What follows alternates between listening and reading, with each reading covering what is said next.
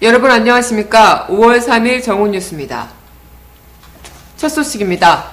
삼성전자 화성 사업장에서 또 불산 누출 사고가 일어났습니다. 지난 1월 불산 누출 사고에 이어 이번에도 삼성의 미흡한 안전조치와 늑장 보고가 도마에 올랐습니다. 사고가 난 곳은 지난 1월 누출 사고가 났던 곳으로 현장에서 일하던 하청업체 직원 3명이 다쳤습니다. 사고는 지난 1월 불산이 누출됐던 시설을 교체하기 위해 철거하는 과정에서 일어났습니다.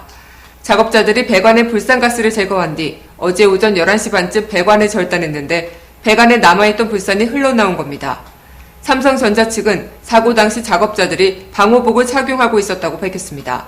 하지만 내산 장화 대신 안전화를 신는 바람에 발목이 불산에 노출됐다는 설명입니다.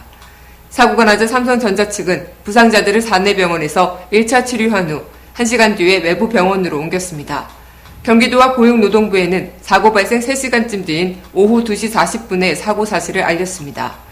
경찰은 이와 함께 삼성전자 측이 사고 발생 후 현장 상황 파악과 초동 조치를 하느라 3시간 뒤에 신고했다고 밝힘에 따라 사고 현장의 내부 CCTV 등을 확보해 당시 정황을 분석하고 있습니다. 이번 누출 사고는 지난 1월의 누출 사고에 이어 불과 석 달여 만에 같은 시설에서 사고가 발생함에 따라 아직도 안전관리가 미흡하다는 지적을 면치 못할 것으로 보입니다. 다음 소식입니다. 민주통합당 문성근 전 최고위원이 탈당을 선언했습니다.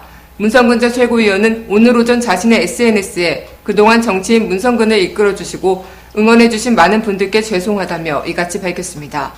또 온오프 결합 네트워크 정당이 문재인 후보의 대선 공약에 포함됨으로써 의제화를 넘어 민주 진영의 과제가 된 것을 기쁘게 생각한다고 덧붙였습니다. 문 전 최고위원 측 인사는 이날 문 전 위원이 민주통합당을 창당한 후 치른 2번의 큰 선거에서 원하는 결과를 얻지 못한 책임은 질 수 있으나 가치마저 훼손된 것은 매우 안타깝다는 이야기를 수시로 했었다고 말했습니다. 이 관계자는 민주당의 당원 중심 정당론에 대해 국민 속에 뿌리내리고 국민 참여로 당의 저변을 확대해 나가자고 하는 게 민주당의 정신이었는데 그게 다 사라져 버렸다고 비판했습니다. 문 전 최고위원은 아직 공식적으로 탈당계를 접수하지는 않았으며 현재 휴대전화를 꺼놓고 외부와 연락이 닿지 않은 상태라고 전했습니다.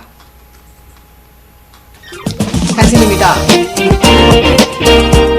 김종국 대전 문화방송사장이